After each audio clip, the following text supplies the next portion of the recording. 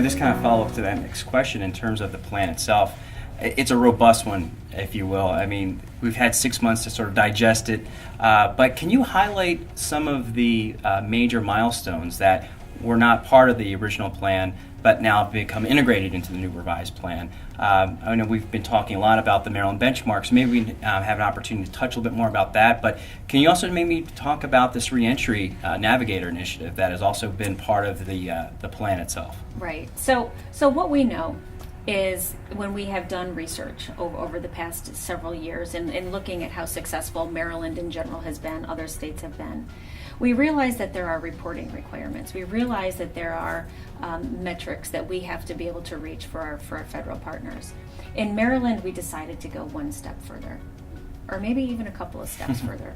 So the benchmarks for success is a great example of that, where we realize that there is a demographic that is being not serviced because it may be a little bit more difficult to service that particular individual because of some of the barriers to employment that they may have.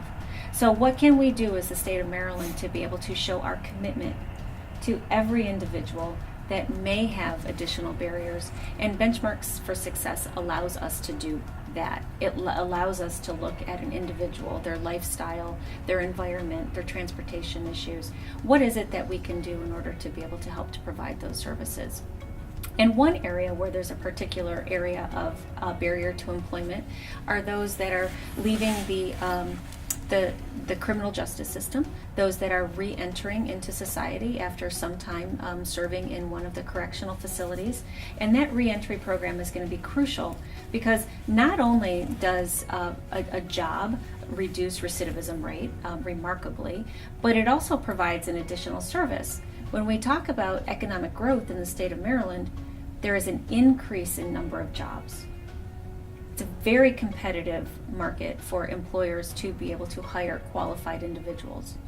So for us in the state of Maryland at the Department of Labor, through our correctional education program and our reentry program and partnering with the Department of Public Safety and Corrections, we're able to say reentry is an integral part of not only reducing the recidivism rate and contributing to the community as a whole, but also contributing to filling some of those gaps of those industry groups that may need additional employment.